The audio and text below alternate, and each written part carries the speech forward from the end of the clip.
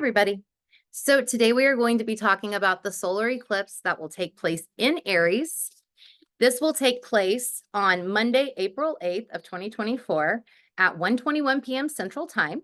You'll need to adjust it to wherever you are in the world to see exactly when it happens for you, but I'm here in Austin, Texas, which is supposed to get crazy with an influx of people wanting to get a very good view of this eclipse. I feel kind of lucky to be where I am in a way, so that I get to see this front and center. But essentially, this will be when the transiting sun, transiting moon, well, really, and the moon is going to eclipse the sun, right? During a solar eclipse, I should put it like that. The transiting sun and the transiting moon will both be at 19 degrees, 24 minutes of Aries. Now, what kind of makes this one pack a punch? Eclipses, eclipses in general pack a punch, right? They're solar eclipse is like it's like a new moon on steroids. A lunar eclipse is like a full moon on steroids. So they're always going to pack a punch. They're always kind of wild, kind of unpredictable. But this one feels even more like it packs punch, because Chiron will also be involved with this. And it will be at 19 degrees, 24 minutes of Aries. So all three of these are at the exact same degree and minutes. So it is a big thing. And people are talking about this, obviously, rightfully so. I mean, even people that aren't into astrology and even space stuff, I mean, they're talking about it. I mean, just being here in Austin, everybody's talking about the eclipse that's going to happen, even if they're not talking about it from an astrological lens or whatever. It's a big deal. It's a big deal. So we're going to talk about it here today. But first, just a couple of things, because I'm going to be holding up the cards, the star cards in this video. If you are interested in purchasing this astrological tool to take your astrological knowledge to the next level, I will put the link in the description box below where they can be checked out further, where they can be purchased.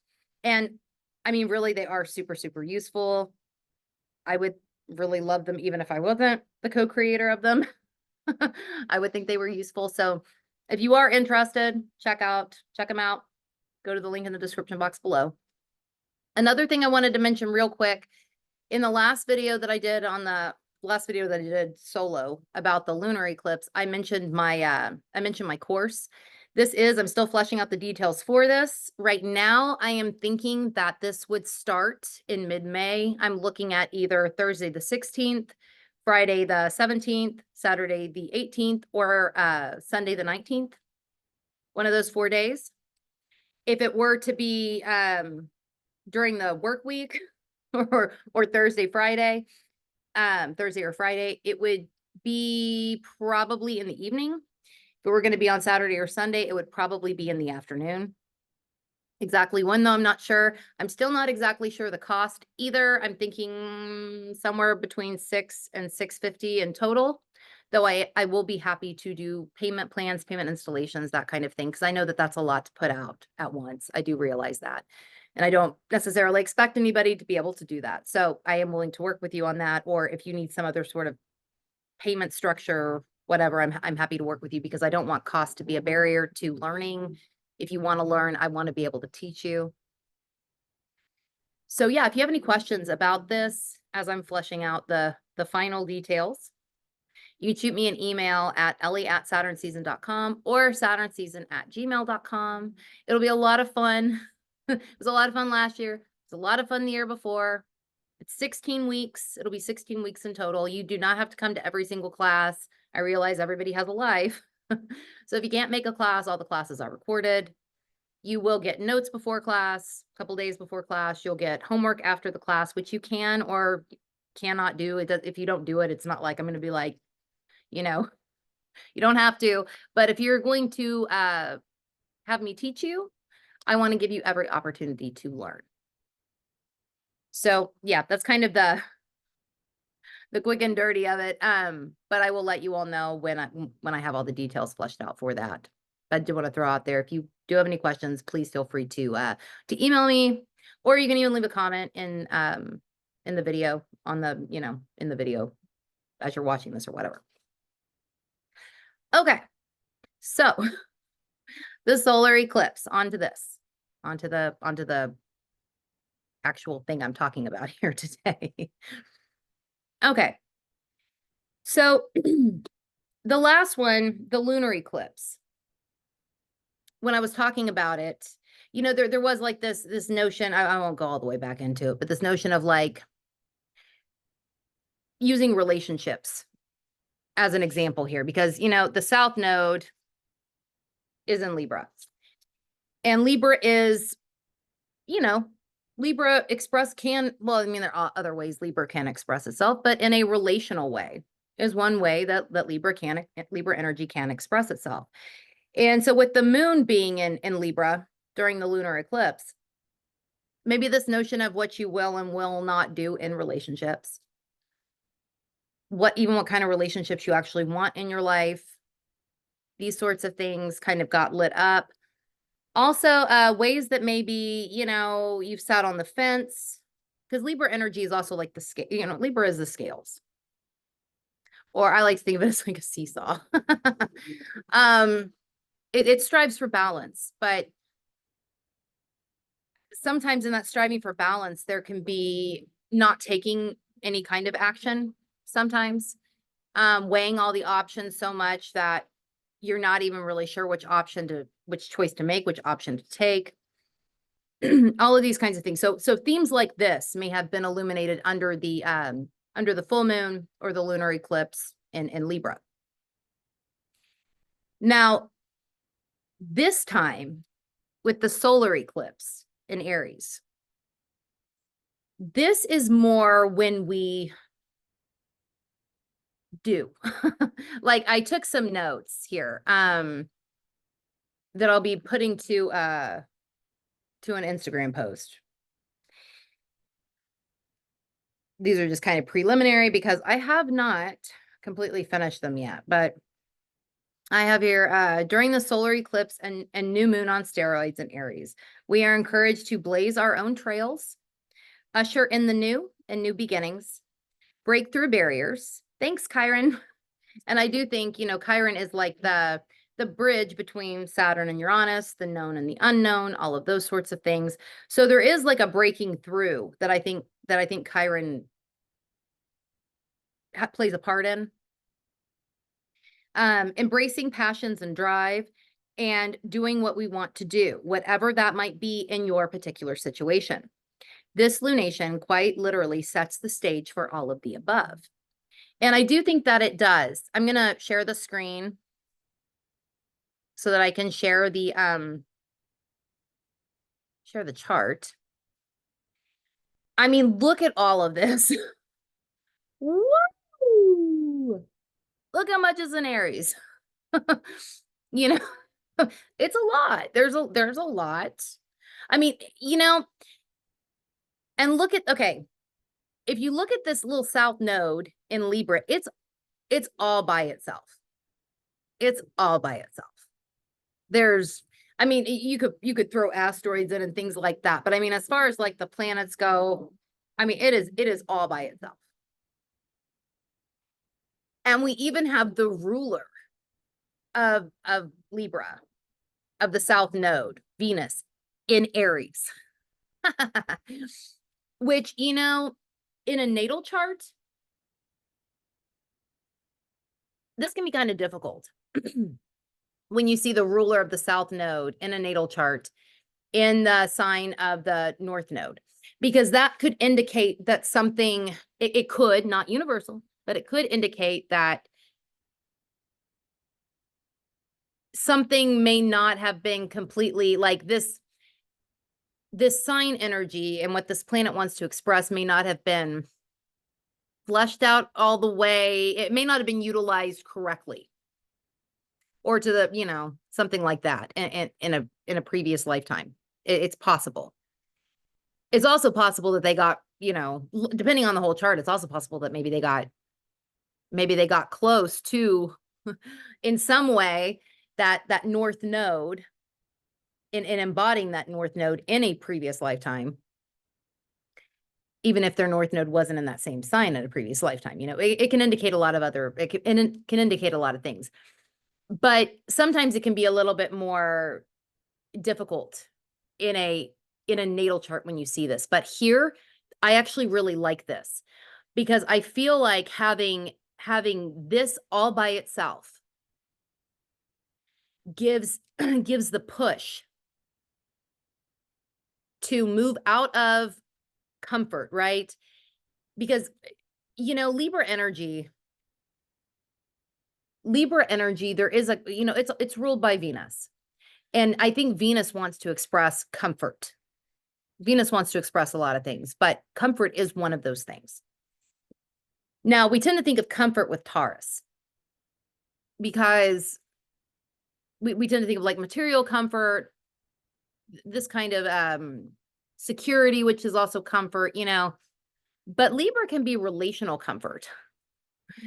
I think Libra can deal with relational comfort. Libra can deal with a comfort in not making a choice, not taking a side, not taking a stand, staying on the fence. A comfort in balance, even. That's possible. It is possible that it could go this way.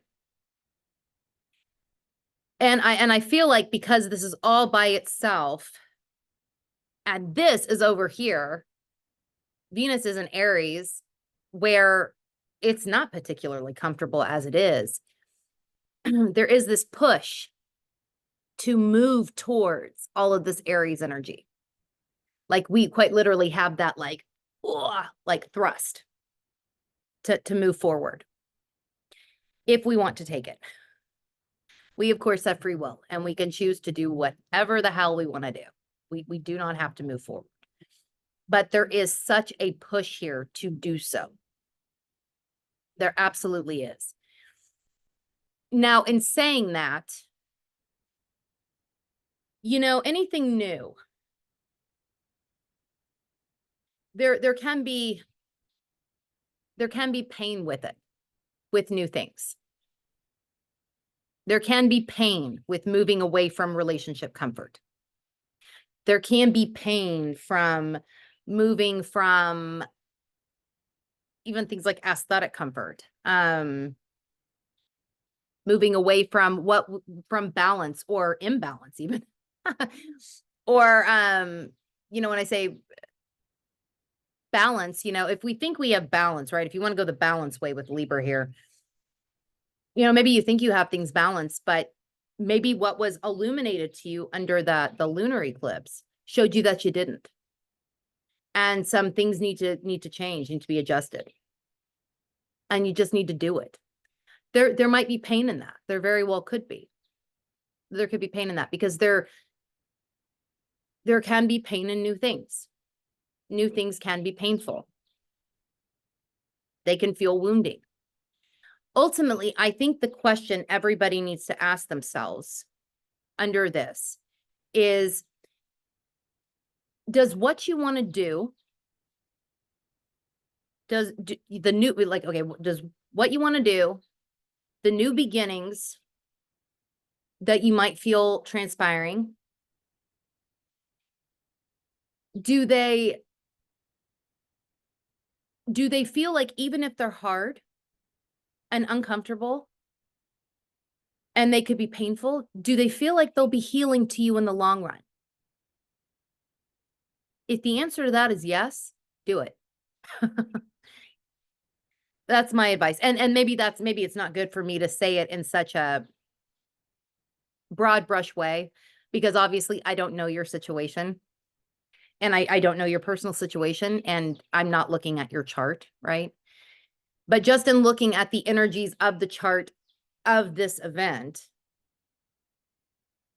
I feel like if you feel like it will ultimately be more healing, even if it's hard and painful in the moment, right? When you're doing this under this energy, if you feel like in the long run, it's going to be a healing thing. If you feel like it helps you to break through something, Because I do feel like with Chiron, involved, not only is there perhaps pain and wounding, but also healing. But there is a notion of breaking through,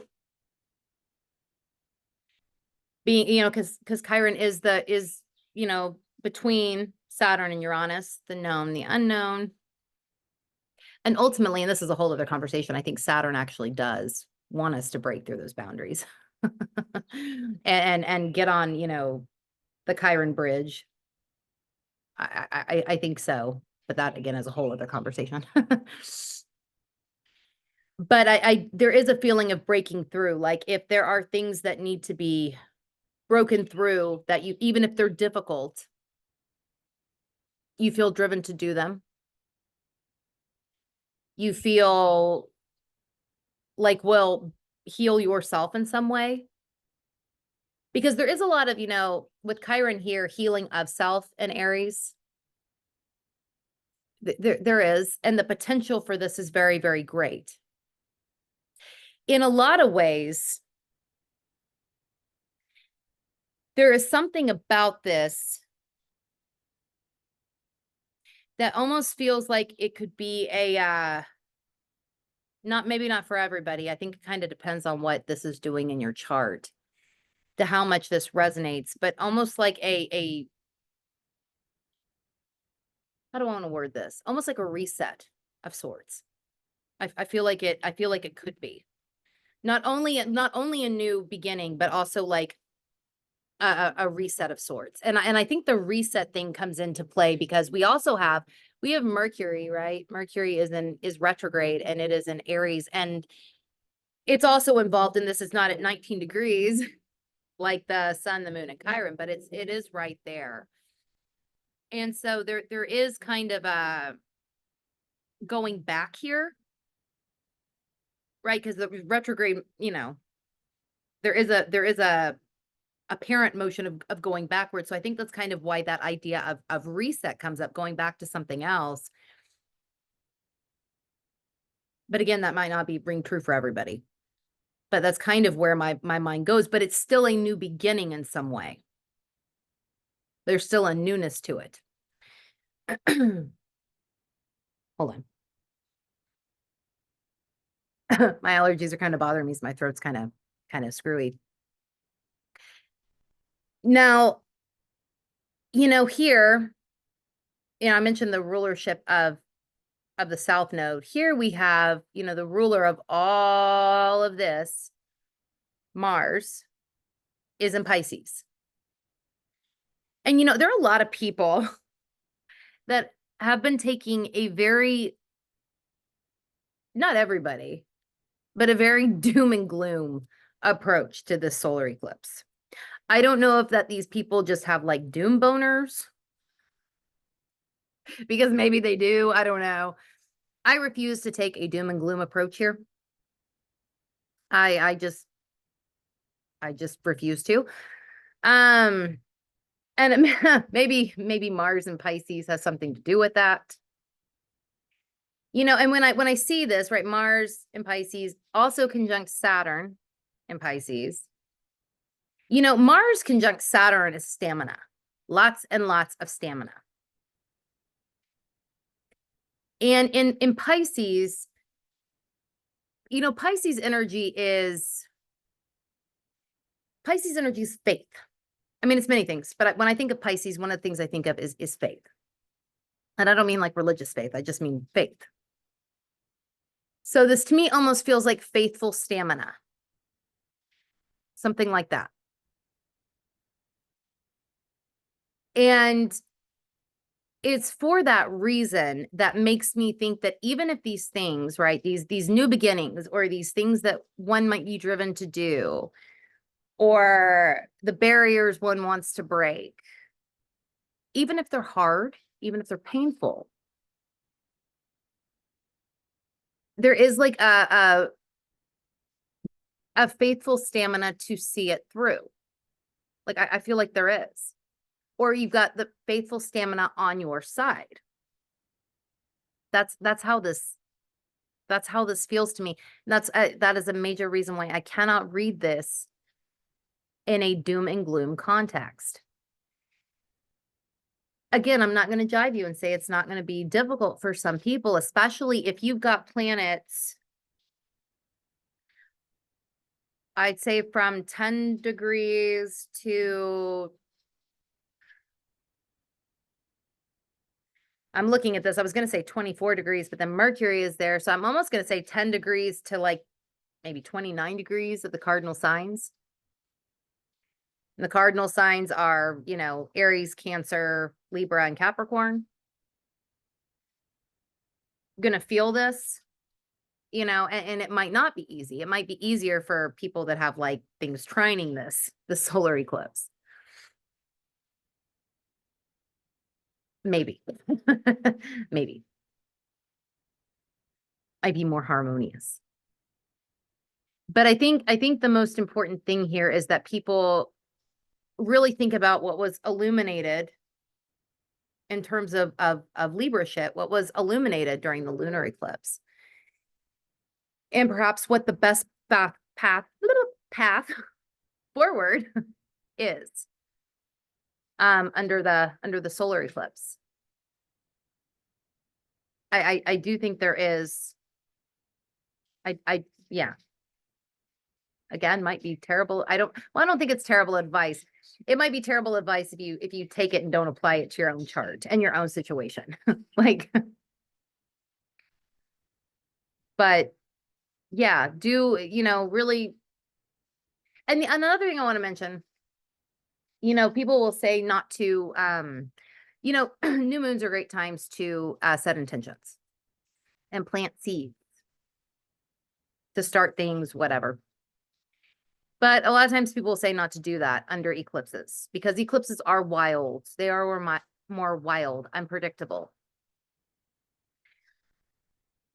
I kind of disagree with that, kind of agree with that. I think it does kind of depend on what it's doing, what the solar eclipse is doing to your chart. But I think what matters most is if you want to set intentions under this solar eclipse, if you want to start something new or whatever, plant seeds, what have you.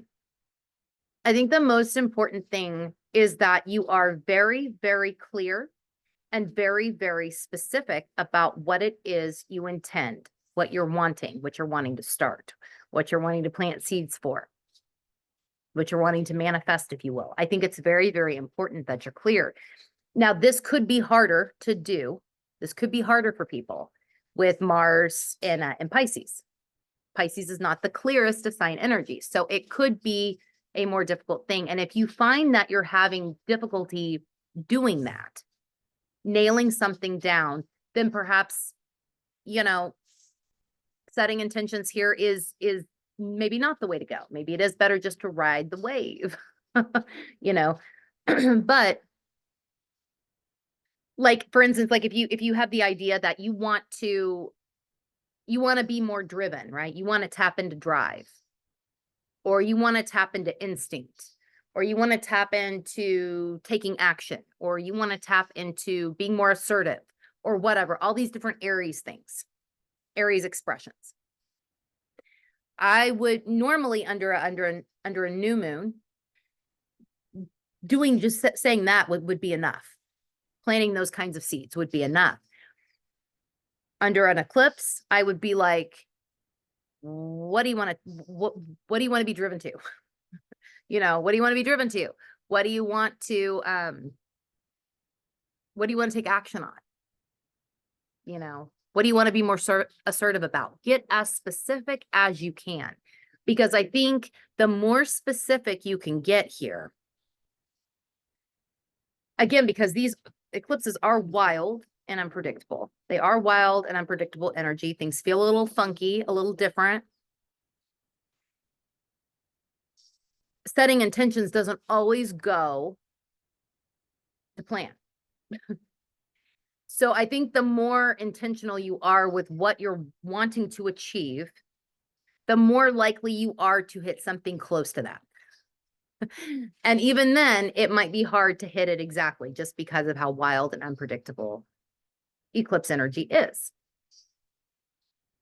but I think that you can, I think you can set intentions and plant seeds and all of that under a solar eclipse. You need to be very clear about what it is that you're wanting to achieve. And if you're not sure, maybe just, again, ride the wave. Yeah. Well, I guess I think I touched on everything that I wanted to touch on. I'm pretty sure. I will say that this eclipse, I usually bring some sort of music reference into play. I didn't have any songs in my head. I'm going to make this bigger. It's small on my end. I didn't have any songs in my head this time. I think there's probably too much personal stuff going on with this solar eclipse that's kind of eclipsing anything that might want to come through musically when I wake up and stuff. But when I think about this eclipse, what comes to mind, who comes to mind is Selena. Now, anybody that knows me knows I love Selena. I love Selena. I don't speak Spanish. I don't speak Spanish, but I love her music. I do. And she did do some stuff in English, but I mean, I listen to her stuff in Spanish more than I do stuff in English. And I don't speak Spanish, and I love her. I love her energy. I read tarot cards to her like she's my girl. Absolutely. And when I think about this eclipse, I think about her. You know, she was somebody who, I mean, I didn't know her personally, but she was somebody who did what she wanted to, like, I mean, I realize that it does seem like her dad was like the manager of, so I mean, I know he played a hand in what she did, but it does, from what I've read about her, it does seem like she did what she wanted to do. She did do what she wanted to do. And she seemed incredibly driven. And she broke through barriers, both in, you know, America and Mexico in terms of music. The Queen of Tejano, you know, she just seems to really, to me, when I think about this, I think about her, which is another reason why I cannot think of this in a negative way. I cannot think about this eclipse in a negative way, because I'm thinking, when I think about this and she comes to mind, she was also a natal Aries. If anybody happens to have that time of birth, I would love to actually see her chart. I would love to. But if anybody wants to give it to me. But she embodies, you know, it's another reason why I can't think of this eclipse in a negative way. Also, you know, that her life, you know, the way that she died was kind of wild and unpredictable. You know, nobody was expecting that. Nobody was expecting her to get killed at 23 years old. And really, I often forget that she was just 23, almost 24 when she passed, because she did seem to achieve so much, you know, in such a short period of time. Also, kind of like Aries energy, you know, does things fast. So, and the solar eclipse does feel fast. Like it does feel fast. And the energy these past couple of weeks has felt fast.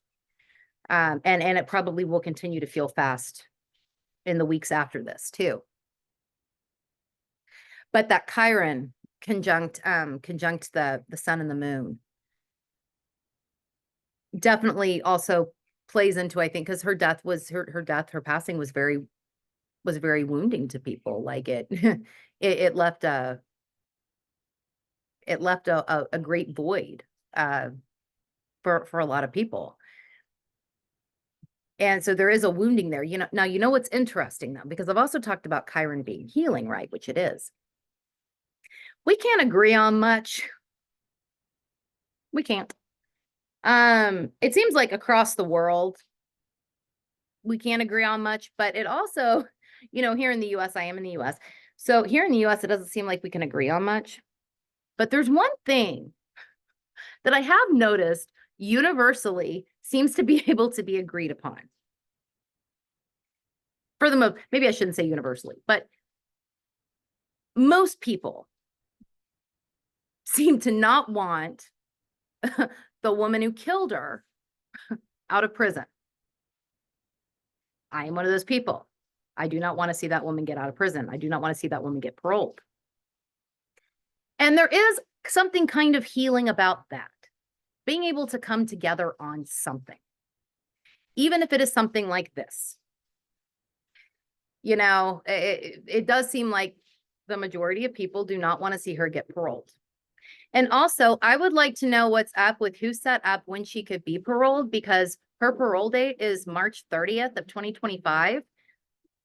She killed Selena on March 31st of 1995. So this parole date is almost exactly 30 years, like the 30-year anniversary of Selena's death. And I'm trying to figure out who set that up. That seems gross and tacky. Like, what? Why would you do that? But it is, there is a sort of healing thing in that, and being able to come together on something, even if it is something like this. It does seem like it's not a divisive issue. It is something that people don't want her out of prison. So there is, and I know that might sound kind of weird in the context of this, but there is something about that here that feels kind of fitting in terms of, you know, talking about Chiron being also healing. And I'm kind of applying it then to that. Feels like it fits. Anyway, if you feel like sharing below what the solar eclipse is doing in your chart, I would love to read and I'll respond. If you feel like if you want me to read for you, if you feel like having a reading, I will put in the description box below where you can find me. My readings are still on sale through April 9th. I said the wrong date last time. They're April 9th. And on April 10th, they will go back up to regular price. So if you are interested in having me read for you and you want to get it on sale, the link will be below in the description box. We could talk about the eclipse. We could talk about anything. Anything. And I will see you all later.